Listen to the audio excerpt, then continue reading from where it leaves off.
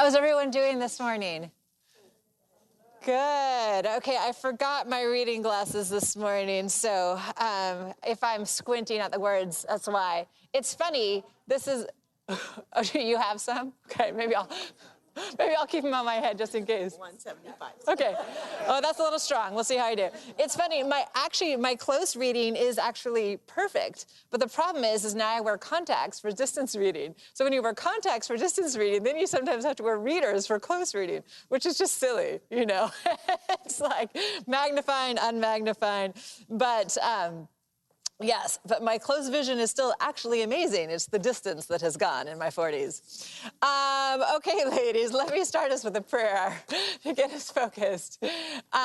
Jesus, thank you for this time that we have together in your word. Thank you that it is so good to be with each other together and so good to be in your presence. And we thank you for that. And after walking through this whole last 2 years, we don't take it lightly that we can gather together. And what a joy that is to be with each other and to be in the house of the Lord. And we thank you for those two things that have now become our simple pleasures and our joys and our delights that we took for granted. At least I took for granted. So God, I thank you for this time we have, and I pray that as we dive into your word, that you'll help us to understand it. Grant us all wisdom and knowledge that we can understand your word. Help me to teach only what is true, and help us to dive deeper into an intimate love relationship with you because of this time in your word. In your name we pray. Amen. Amen. All right, ladies. So we are on week 20 of our study of the Pentateuch, which is amazing. I realize we actually only have, including today, 8 sessions more because we're doing. I know. Don't worry. It will feel long. It's actually going to feel long because right now we're getting into the desert journey, and the desert journey feels hot and dry, a little long and slow at times. It's fun. Like Genesis and Exodus are so exciting, and then Leviticus is like a doorstop. You're like, I don't know what to do with this, and then you move through it into Numbers and Deuteronomy, and it's great, but you feel that you're walking through the deserts with the Israelites, and you're on the journey. So as we've mentioned, as each week, we are studying the Pentateuch, which is the Hebrew word Torah, which simply we've often translated as the law, but it's the writings of Moses, the law of Moses. These are other ways it's defined in the New Testament. And the word we translate law is simply the word Torah. And ladies, how have we been talking about translating the word Torah in this class? Not as law, but as instruction. Exactly. That Torah is instruction for wisdom. And wisdom for what? It's how to maintain Yahweh's presence among his people. How to maintain his presence among his people. So now that we've made it through 3 of the 5 books of the Pentateuch, ladies, you can kind of congratulate yourselves. Today we begin Numbers. Genesis is the story of creation, of fall, of revelation, of covenant. Exodus is our story of redemption. I think that's why Exodus is such a great book to read. It's of God out of his love for his people, his faithfulness to his covenant with Abraham, intervenes to redeem his people and to lead them out of slavery from Egypt, to create them into a holy people set apart for him. We saw how the story of the Exodus is the story of our Christian journey, that we are all redeemed from slavery. We are all now in the desert. This is the desert, ladies. You are in the desert. We are all journeying towards the promised land. We are redeemed from slavery, but we are in the desert. And whereas Moses was once the guide for the Israelites, the mediator between God and the Israelites, Jesus is now our guide as we journey through this desert. He is our mediator of our relationship with God. In Exodus, in the desert at the base of Mount Sinai, God presents his covenant to his people. He says in Exodus 19:5, "Now if you obey me fully and keep my covenant, then out of all the nations, you will be my treasured possession. Although the whole earth is mine, you will be for me a kingdom of priests, a holy nation." And the Israelites say, yes, we're in, we'll do this. And there's 2 sides of this covenant that is given. It's the Israelites, their job, obey God fully, keep his covenant. That's their side. God's side is the promise. It's that the Israelites will be Yahweh's treasured possession, the kingdom of priests, the holy nation. And so, ladies, remember, what does the word holy means? It means set apart, exactly. The Yahweh was set apart the Israelites to showcase who he is, to showcase his character. It's about more than just the Israelites. It's about that every nation would know who Yahweh is and glorify him. He sets apart the Israelites to showcase his character, that they are redeemed people. And he gives them the instruction in Torah for maintaining his presence in their community. So, how to live these redeemed, set-apart lives. And the point, as I've mentioned before, is the Book of the Covenant is not an exhaustive list of do's and don'ts. It's instruction in wisdom and how to maintain God's presence. It's not how to set up an ideal society. It's how to maintain Yahweh's presence in the midst of the Israelites in this context. So, and remember, ladies, what did we learn through the tabernacle? We learned that Yahweh wants to do what? He wants to dwell among his people, that he wants to be in an intimate relationship with them. But there's a problem. Yahweh is holy. The people are not holy. His presence needs to be veiled behind the Holy of Holies. His holiness is an all-consuming fire. So how can people who will continue to sin live in the presence of Yahweh? How can he be in their midst? And that's the question that Leviticus answers that we got to last week. Leviticus's primary concern is not sin. Sin is secondary. And this is what was so fascinating and just beautiful to me about Leviticus. Leviticus's primary concern is intimacy. It's relationship. The problem is that sin interferes with the divine-human relationship. Sin interferes with the intimacy Yahweh wants with his people. I was actually pondering this morning in my morning devotion because I'm having some struggles with my 9-year-old right now and how to parent her. She can just be terrible to me sometimes. And please tell me, ladies, that this changes as they get older. But she could just be terrible. And I was thinking, how do I parent this? And the Lord just really just struck me right now, the exact lesson of Leviticus. The problem is sin. The problem is her sin getting in the way of our relationship. What I desire is intimacy with my daughter, right? I want an intimate, close relationship with this beautiful 9.5-year-old girl. But the problem is sin. So as I parent, it's not that I necessarily need to change my parenting or have a different strategy. It's I just need to point out sin and point out forgiveness. And it was really like, not that I've suddenly figured out parenting, but it was a really profound moment to me of thinking about this. The problem is not how I'm parenting. I don't need a different strategy. The problem is sin. And what they need is reconciliation. So, as we saw last week, there must be some means to remove sin and restore sacred space. And this is the story of Leviticus, and this is all of our story, ladies. Leviticus talks about how to maintain this equilibrium in relationship between God and his people. Equilibrium is maintained through ritual. The sacrifices and offerings, they don't bring salvation. They don't remove sin. They are done in faith, in repentance, to cleanse the space so that Yahweh can dwell there.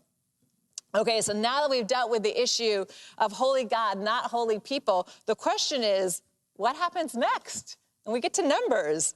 And Numbers, the people have to learn to follow. This is the story of Numbers.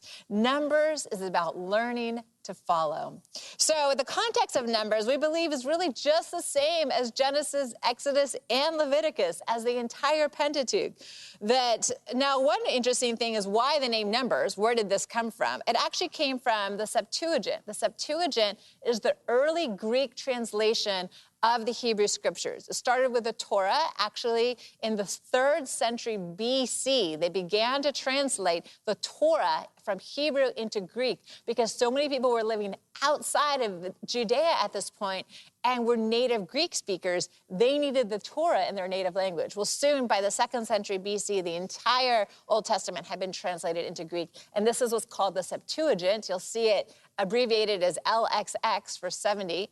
And so that's how the name Numbers came from. It came from the Septuagint. Now, actually, I learned in the Hebrew scriptures currently, they call it the Hebrew word, I'm going to butcher this if anyone's listening, but Bamidbar, I think, which simply means in the desert. So that's a current name for Numbers in Hebrew scriptures, is just in the desert.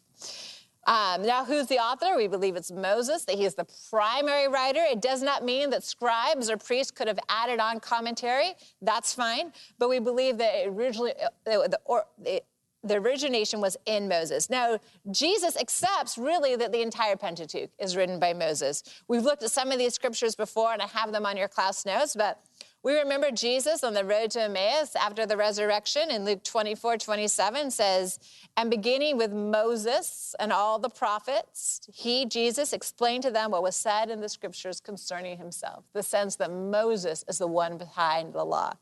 So, and that's also similarly affirmed in Luke 16:29 and John 5:46. Then the Apostle John in John 1:17 says, for the law was given through Moses, grace and truth came through Jesus Christ, in the sense that the law originated, the law, the Torah. This word law is simply the Torah. The Torah was given through Moses, grace and truth through Jesus Christ. Apostle Paul also refers to the Torah as written by Moses. 2 Corinthians 3:15, speaking of the Jews, he says, even to this day when Moses is read, when the Torah is read, a veil covers their hearts. So the sense that Moses is behind all these books that we call the Torah. Next, who is Exodus written to? Same context as we've been in, that it's written to these Israelites, the freshly liberated slaves about to enter Canaan, their covenant land. And we have to remember this was written to a nomadic Semitic people group 3,500 years ago, not written to us, but written for us. Exactly. That the lessons we learn about who God is and who we are in relationship to him translate thousands of years, but we were not the original audience.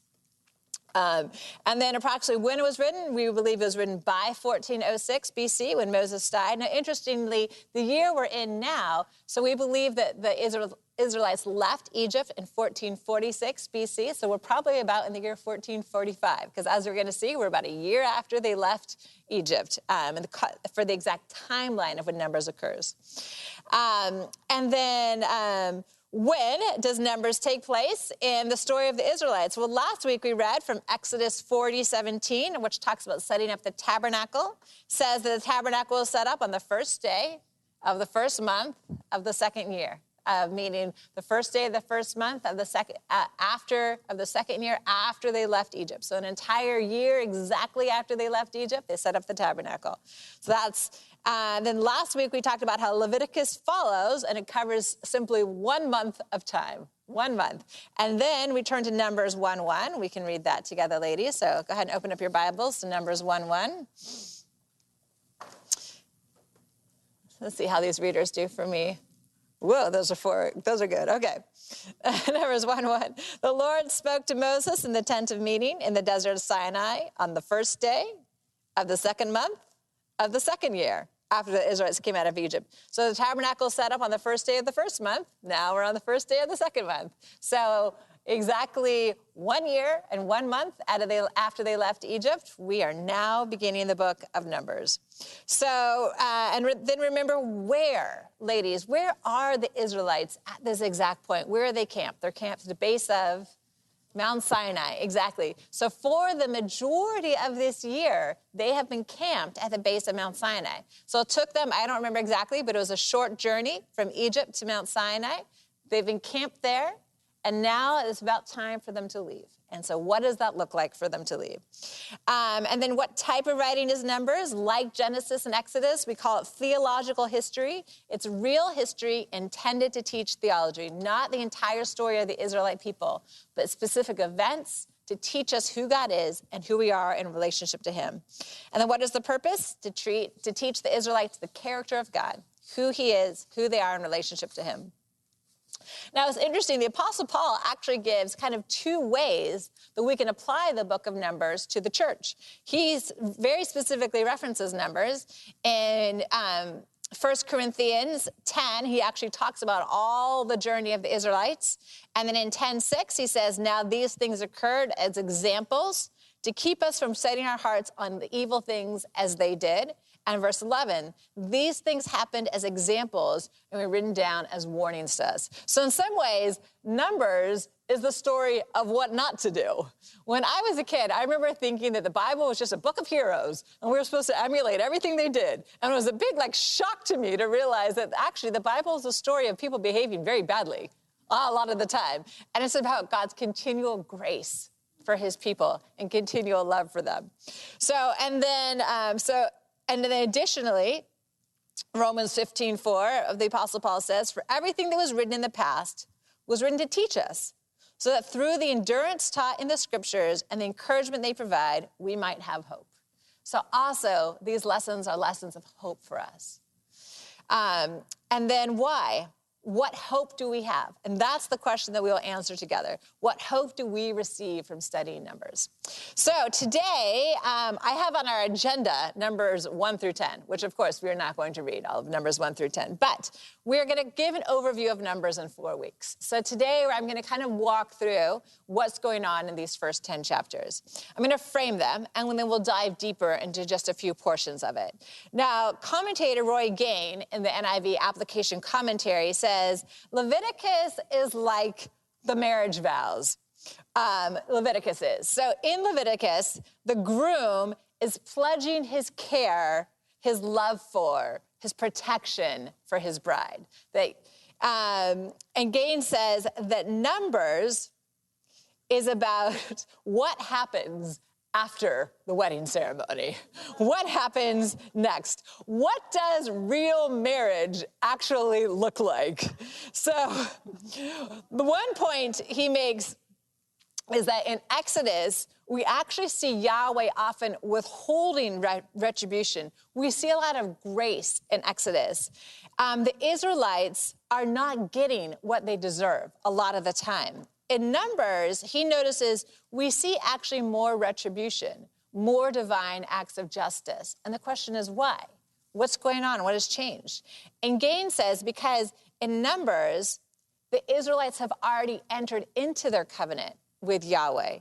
Exodus was about explaining the covenant, inviting the Israelites into a covenant. In Numbers, the covenant, the marriage vows have been signed. So I was thinking about this. It's like before a couple is married, if one of them were to sleep with someone else, we call that sin. We call that not God's best for them. But there's no vow between the couple that has been challenged. Now, after a marriage, if one member of a couple were to sleep with someone else, what do we call that? We call that adultery, right? Exactly. Because there's a covenant that has been signed, a vow that has been affirmed. So now in Numbers, any violations of the covenant are like adultery. Does that change make sense to you, ladies? So in Exodus, it was an invitation into covenant. Well, now the covenant has been signed. And so violations of that covenant are going to be essentially like adultery. So in Exodus, Yahweh was showcasing his character and inviting the Israelites into a monogamous marriage relationship. It's a covenant. Worship me, trust me, live in harmony with me and others. In Numbers, the marriage contract is signed. The covenant is agreed upon.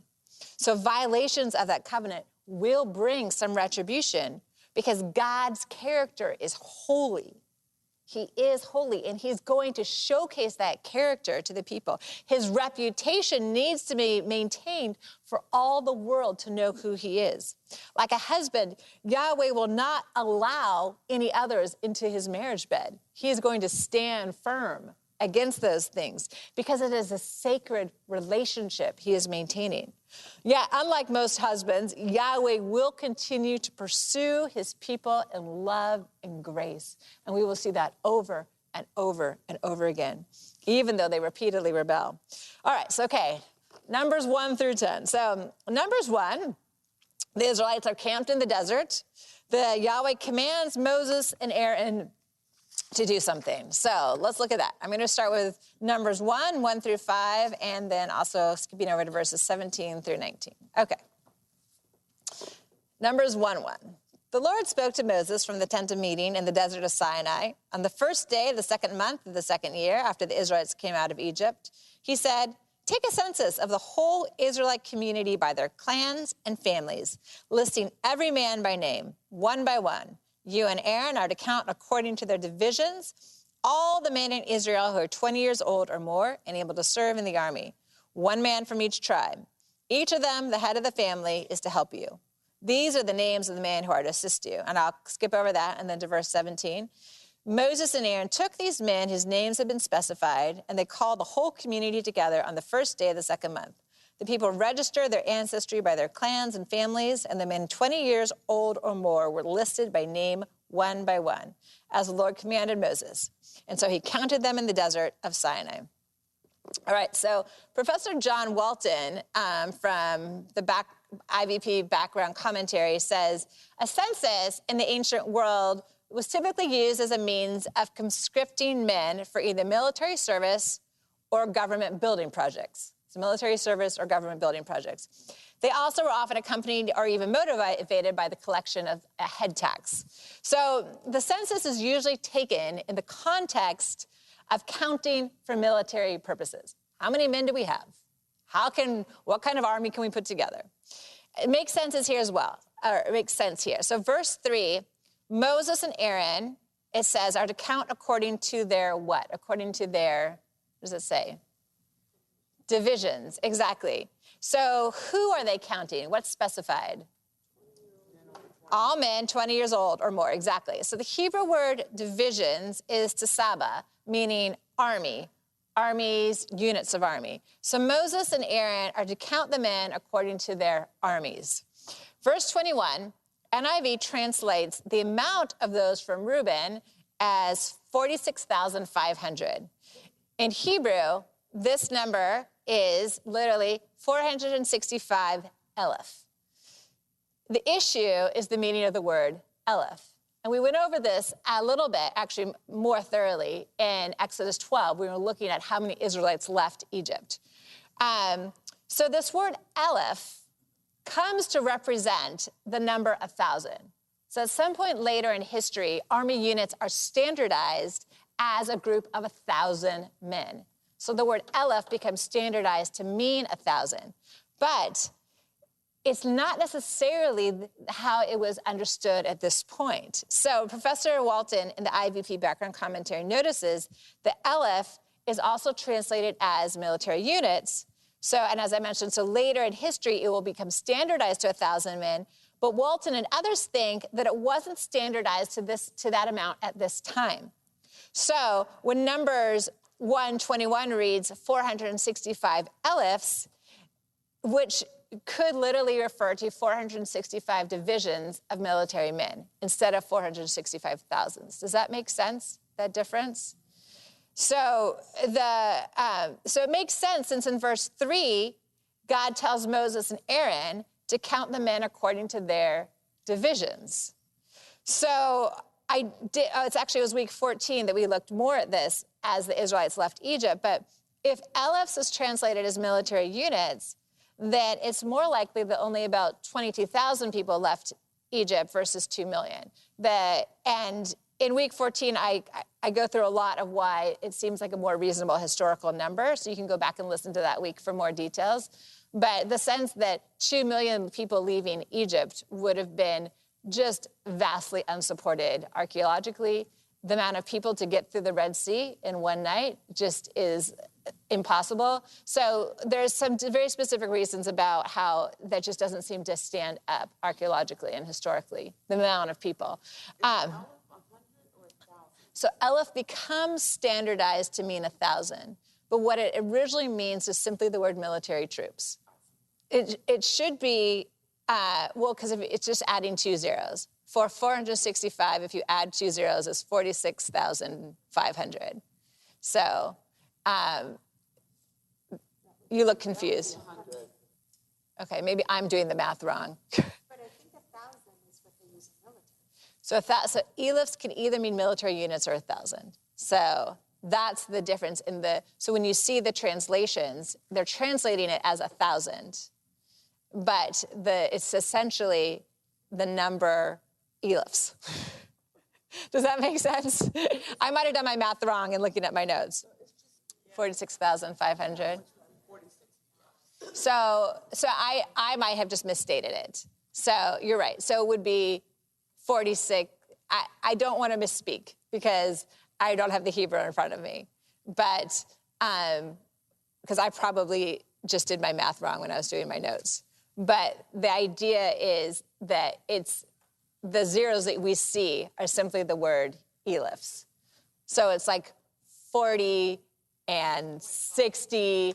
They don't have decimals, but it's like when I looked in Hebrew at the word that we have translated 46,500, it's like 4 words in Hebrew. So it's not like a number. So it's like this number plus this number plus this number plus eliphs. Does that make sense? So the 4 words are translated as 46,500, but it's a building of layers of numbers upon each other. So hopefully that helps make sense. Maybe what I could do next week is bring maybe a written Hebrew number, and we could look at it a little bit more in detail for fun. But it's a big number, or 4 words, translate with 1 word being eliphs inside of it. E-L-E-P-H-S. And I do have that bit on your class notes. I think I just maybe wrote it incorrectly on the notes. So, but the point is that these numbers may be vastly larger because of the way this Hebrew word is being translated in our modern Bibles. And the reason it's translated as thousands is because a military unit becomes standardized as 1,000 men, but was not necessarily 1,000 men at this time. Does that make sense? Okay, hopefully that piece makes sense, even if I have my numbers wrong. Right, well, when you read the original text, it says 600,000 fighting men left Egypt. So I think it's essentially 600 eliphs left Egypt. So 600 military troops of Israelite men is essentially how we would translate it as leaving Egypt. Plus then wives and children and stuff like that. So that's where they come up with the minimum of 2 million people. Because if 600,000 fighting men leave Egypt, then you're looking at probably 2 million plus total people, right? With women and children. That's a huge number. But if it's 600 troops of fighting men leave Egypt, plus wives and children, that's where their idea is we could be closer to about 22,000. Based on how big an eliph is. Does that make sense? Okay, so that's where that big difference in numbers comes from. And who knows, maybe it was 2 million people. The Lord can do what he wants to do, But archaeologically and historically, it seems like it would have been a much smaller number. And that's supported if we treat eliphs as military troops and not as thousands. Does that make sense? That's the big picture I'm trying to explain, even if I maybe did not explain it perfectly at the beginning. Okay, thank you. Thank you for asking the question. Okay. Now, there is only one place where this translation stumbles, and we're going to get to that. So commentator Gain points out that in counting the Levites are, it would be challenging to think of the Levites counted according to military units. So this is the interesting part, and why. So I'm going to read from Numbers 1, verse 47. Okay, Numbers 1, 47. So it goes through. So Numbers 1 goes through all these different tribes. They're counting the tribes, how many fighting men are in each tribe. This is for the census. So now that we get through all that, which we won't read right now, and we get to the Levites. The ancestral tribe of the Levites, however, was not counted along with the others. The Lord had said to Moses, "You must not count the tribe of Levi or include them in the census of the other Israelites. Instead, appoint the Levites to be in charge of the tabernacle of the covenant law, over all its furnishings and everything belonging to it. They are to carry the tabernacle and all its furnishings. They are to take care of it and encamp around it. Whenever the tabernacle is to move, the Levites are to take it down. Whenever the tabernacle is to be set up, the Levites shall do it. Anyone else who approaches it is to be put to death. The Israelites are to set up their tents by their divisions, each of them in their own camp under their standard. The Levites, however, are to set up their tents around the tabernacle of the covenant law so that my wrath will not fall on the Israelite community. The Levites are to be responsible for the care of the tabernacle of the covenant law. The Israelites did all this just as the Lord commanded Moses. Okay, so why aren't the Levites counted in the census? Why? They're not part of what? They're not part of the military, exactly. So the Levites are not in the army. Their job is the tabernacle. Take care of it and to guard it. They alone can touch it and when it's time to move. Notice in verse 53, the Levites set up their tents around the tabernacle. Verse 51, anyone else who approaches the tabernacle is to be what? To be put to death. Okay, we get the sense that the Levites are the guardians of the holiness of the tabernacle. Ensure nothing unclean comes into the sacred space of the tabernacle. They guard the presence of the Lord in their midst. So in some ways, they are kind of like military troops, but they're not. They're simply guarding the presence of the Lord. Numbers 2 details the arrangement of the camp. And I gave you ladies a fun little handout that gives you a picture of it. The 12 Israelite tribes are actually grouped in blocks of 3. So, okay, a little trivia here, ladies. The Levites are not included. How do we still have 12 tribes? Do you ladies remember? Where did that come from? Comes from Joseph. Yes, we've got it. So remember what happened to Joseph's sons, Ephraim and Naphtali. Jacob designated them as his actual sons directly for inheritance portions so that he can give Joseph essentially a double portion of his inheritance. So with the Levites, we actually have 13 tribes, but the issue is the Levites are pulled out to be caretakers for the tabernacle. So the 12 tribes are grouped in units of 3, each camping on one side of the tabernacle. Each unit of 3 has a head tribe.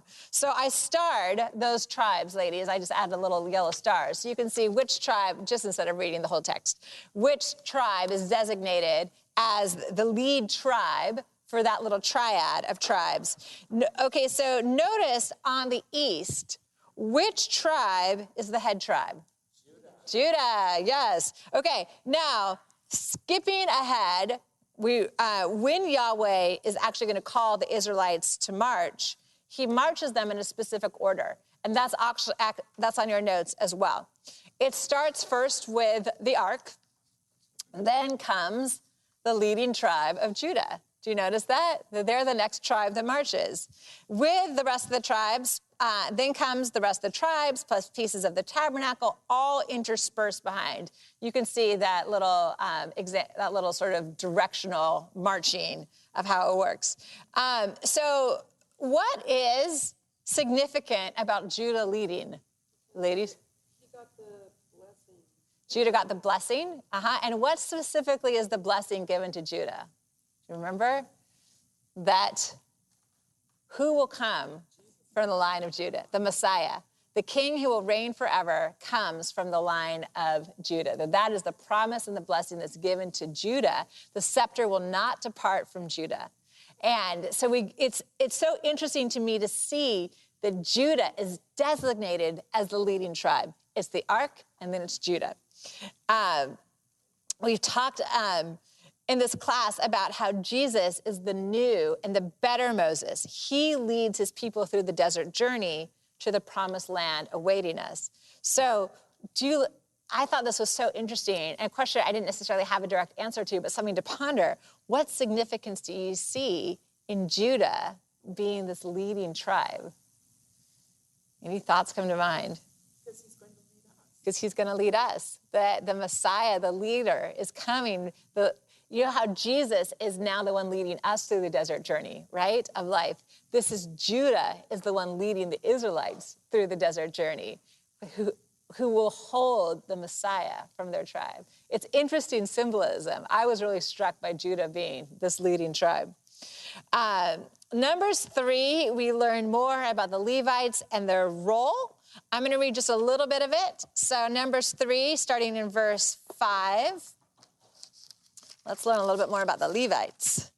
Okay, Levites, verse 5. The Lord said to Moses, bring the tribe of Levi and present them to Aaron the priest to assist him.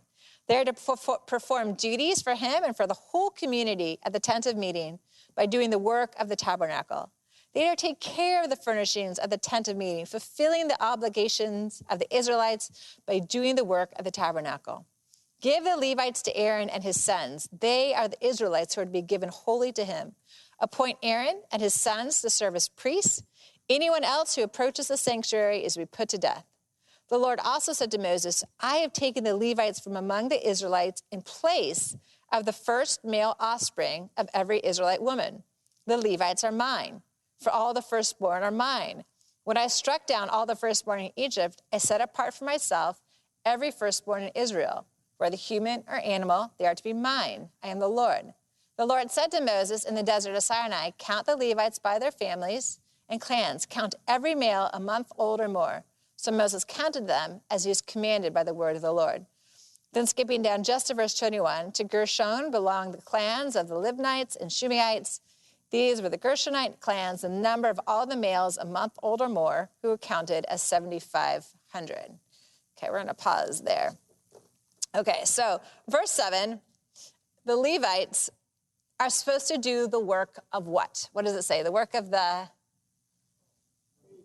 tabernacle, exactly. So verse 10, Aaron and his sons will serve as what? They'll serve as priests, good. Verse 13, the Levites are taken as ransom, as exchange for what, ladies? Exchange for?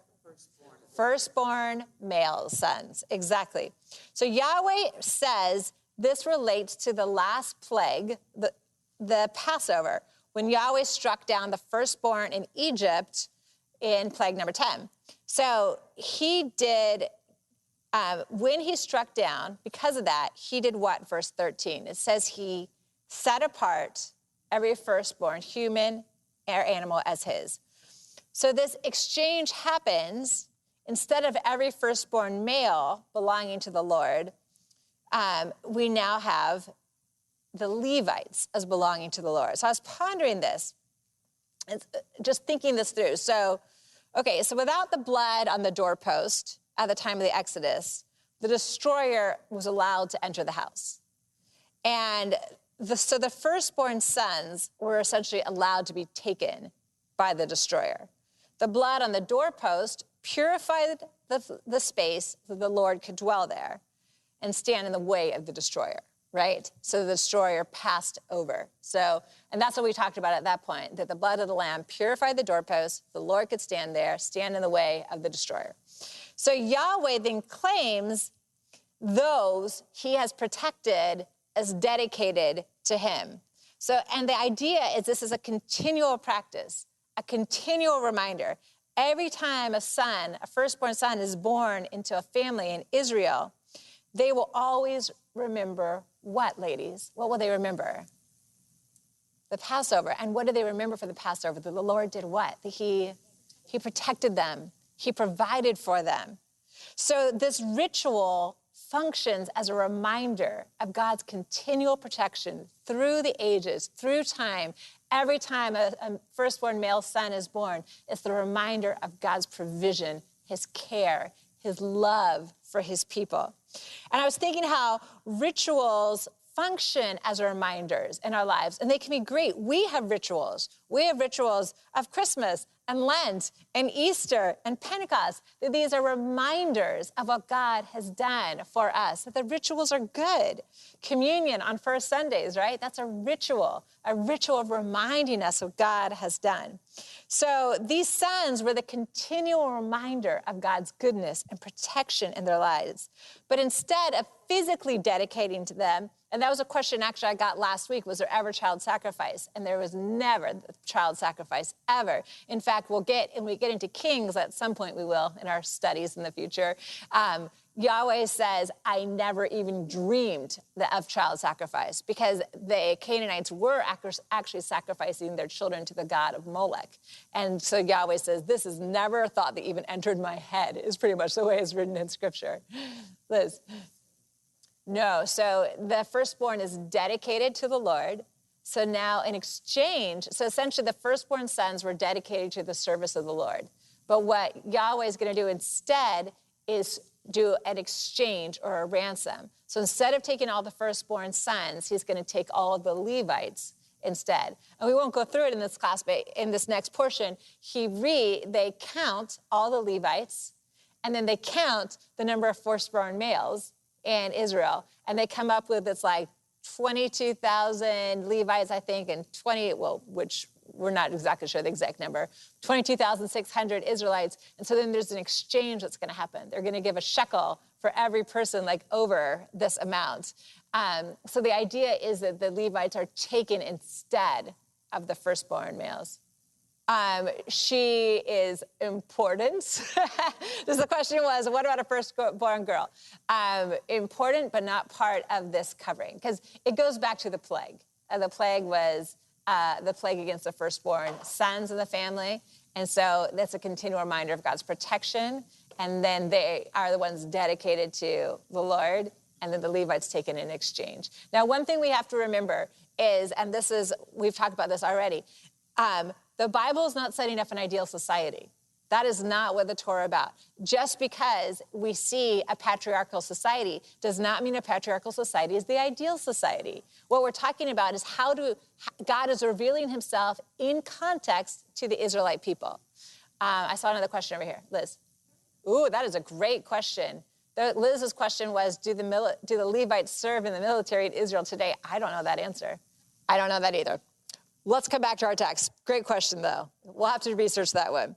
Okay. So instead of physically dedicating each firstborn to the service of the male of the temple, they are redeemed by a tax, and then all the Levites instead belong to the Lord. So the Levites are to guard and care for the sanctuary. So Professor Walton notices that in ancient Near East culture, firstborn males, this is interesting, were in charge of religion for the family. The family gods were passed down to the firstborn males.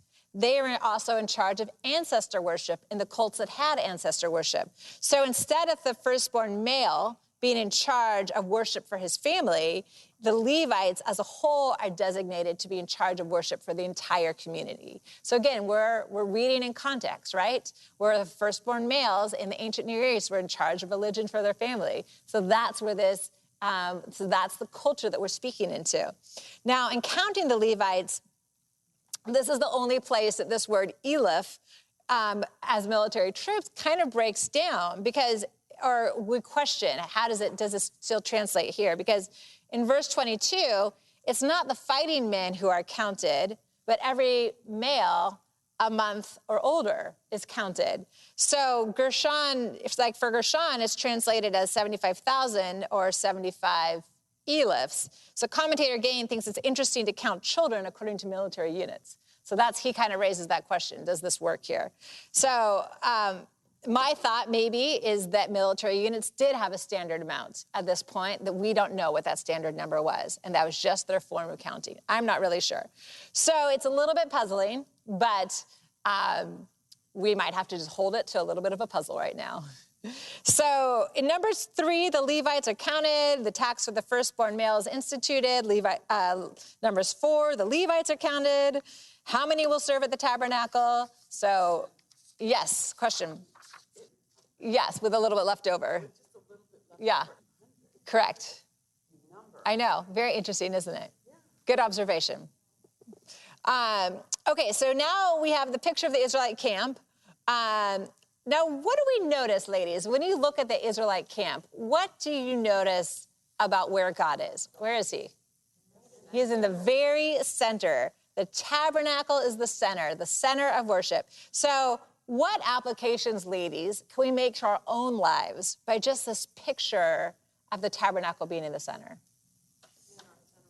He should be in the center of our lives, exactly. The worship should be the center of our life as well. God is the center of our lives. So, and now what else, though, might we also learn from this? What kind of God are we looking at? He creates what? Order, exactly. This is the God of creation who separates light from dark and land from sea. He's creating order, which is just beautiful to see. Now, Numbers 5 discusses some issues of purity in the camp, which is interesting. There's this really interesting account. I won't go all into it, but of a woman. The question is, how to tell if a woman is committing adultery? This is the question that's raised. Definitely read it on your own if you desire. The gist is, if a man has a suspicion his wife is cheating, there's a ritual for determining if she is or not, if his suspicions are true. Gain points out that the goal is restoration, that the goal is to prove to the husband if the wife has been unfaithful or not. And if she hasn't, then the husband knows and his suspicions are fully gone, and they can sort of enter fully back into this marriage relationship. The wife, in turn, is vindicated, and there's no further suspicion on her. So it's also very interesting. Gain notices some similarities between this ritual in Numbers 5 and the story of Jesus and the woman with the alabaster jar in Luke 7:36-50, which is not the story of Mary of Bethany. She anoints Jesus at his crucifixion right before. This is the woman described as a woman who has been sinful and has lived a sinful life, who's anointing him. So I'm going to set that on you, ladies, as personal reading and personal study, which would be really interesting for you to look at. Read these two pieces of scripture and compare them. And the question is, what is different about the way Jesus responds to this woman? What is different about the new covenant? So I'll put that as fun further reading for you, ladies, a little framework to look at it with. So number 6 describes the Nazirite vow. I'm not going to go into that. It's the vow men and women can take on their own for a season of special dedication to the Lord. It helps us make sense of the story of Samson. God sets him aside from birth as a Nazirite. Also, the story of Hannah. She dedicates little Samuel. The imagery is also of a Nazirite vow. The end of number 6 reads the blessing we often hear at church. So I wanted to read that with you, ladies. So if you turn to number 6, this just comes after all the instructions about a Levirate vow, which was typically something taken for a short-term amount of time. Then we get to what's the priestly blessing, number 6:22. The Lord said to Moses, "Tell Aaron and his sons, this is how you are to bless the Israelites. Say to them, the Lord bless you and keep you. The Lord make his face shine on you and be gracious to you. The Lord turn his face toward you and give you peace. So they will put my name on the Israelites, and I will bless them." What's interesting, I found this is a really fun, a little bit of trivia. The oldest piece of scripture we have are these actual verses, like a written form. So there's 2 small little silver scrolls were found in Jerusalem in a burial cave that date back to about the 6th or 7th century BC. And they contain this blessing. So the very earliest written scripture we have is this blessing. So it's a blessing spoken by the priests over the people. And the Lord is simply the word Yahweh. So Yahweh bless you and keep you. Yahweh make his face to shine on you and be gracious to you. Yahweh turn his face toward you. So that's why it says in verse 27, it is Yahweh's name that is put on the Israelites. It's like speaking his name over the Israelite people. We do that now in the sense of we speak Jesus over situations. When I'm praying, I'm speaking Jesus over situations and over people. So verse 24, the word keep is the word shamar, and these are in your class notes, meaning to watch over, preserve, keep safe. So the keeping is a sense of preserving and keeping safe. Verse 25, what does it mean for Yahweh's face to shine on his people? The IVP Bible Background Commentary says the concept of the shining face of the deity was an image resulting in mercy. So in the Mesopotamian documents in the 12th century, this idea of a shining face towards something was an idea of extending mercy towards something. So, and it pairs well with the rest of the sentence because the word gracious is the word hanan, meaning to show favor or mercy. So the shining face of Yahweh towards his people is the idea of mercy and grace extended towards his people. And the word peace, verse 26, is the word shalom, meaning peace, completeness, soundness, and welfare. So these verses are pretty much saying, God bless you and keep you safe. May he extend compassion and mercy on you. May you live under the completeness of Yahweh's peace. We see that God's plan has always been grace. It's always been grace. The Israelites were never supposed to earn his love for them. He has never asked us to earn his favor. Did you have a question? Well, I always thought that was an Irish prayer. Oh, you thought it was an Irish prayer? Well, you know it comes from Numbers. So, and it's interesting. Some commentators have noticed parallels between the requests here, the favor that is spoken over, and even in the Lord's Prayer. So that would be another point of study you ladies could go and look at. What are the similarities between this blessing and the Lord's Prayer? I'm giving you homework this week. Number 7 details the offerings given to dedicate the temple. Numbers 8 details setting apart the Levites, dedicating them to service of the temple. Numbers 9, the Israelites celebrate Passover. So now we get to this point where the temple is the tabernacle is dedicated. The Levites are set aside and dedicated. The Passover is observed. All this has happened. But Yahweh's goal is not for them to remain camped at Mount Sinai. Where does he want them to go, ladies? To the promised land, to Canaan. The goal is to move. It is to not stay here. So how are they going to get there? We're going to turn over to Numbers 9, starting in verse 15. Numbers 9:15. In the day the tabernacle, the tent of the covenant law, was set up, the cloud covered it. From evening till morning, the cloud above the tabernacle looked like fire. This is how it continued to be. The cloud covered it, and at night it looked like fire. Whenever the cloud lifted from above the tent, the Israelites set out. Wherever the cloud settled, the Israelites encamped. At the Lord's command, the Israelites set out, and at his command, they encamped. As long as the cloud stayed over the tabernacle, they remained in camp. When the cloud remained over the tabernacle a long time, the Israelites obeyed the Lord's order and did not set out. Sometimes the cloud was over the tabernacle only a few days. At the Lord's command, they would encamp. And then at his command, they would set out. Sometimes the cloud stayed only from evening to morning. And when it lifted in the morning, they set out. Whether by day or night, whenever the cloud lifted, they set out. Whether the cloud stayed over the tabernacle for 2 days or a month or a year, the Israelites would remain in camp and not set out. But when it lifted, they would set out. At the Lord's command, they encamped. At the Lord's command, they set out. They obeyed the Lord's order in accordance with his command through Moses. So verse 15, on the day the tabernacle is set up, what covers it? A cloud, exactly. And during the night, what does the cloud look like? It looks like fire. I love that.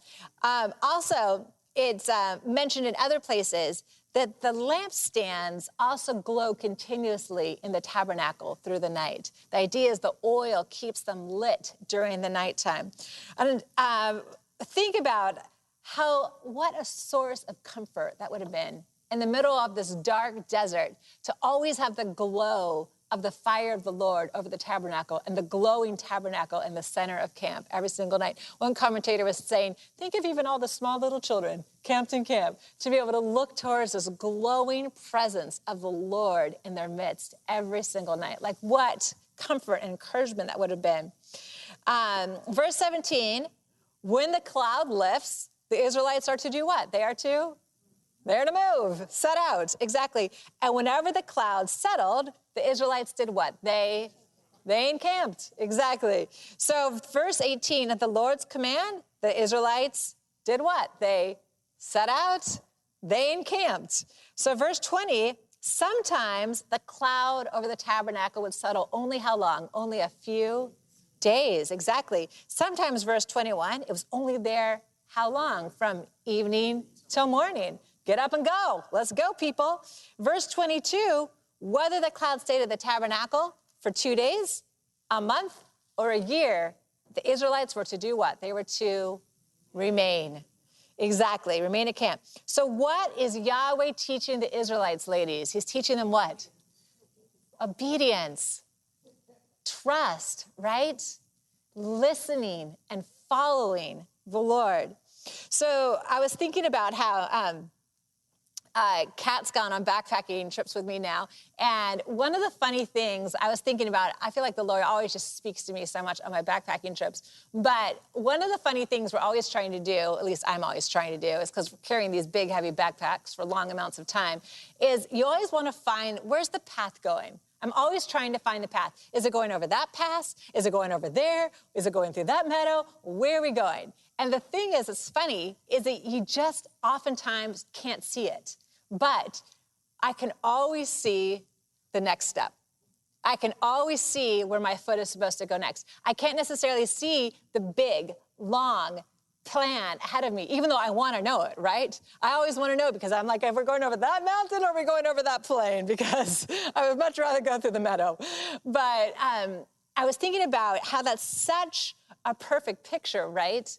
Of we don't know the big picture. We don't know the big plan. The Lord does not give it to us on purpose. And I think sometimes it's because it would be too much and overwhelming to know what we have to walk through in life. But we always see the next step.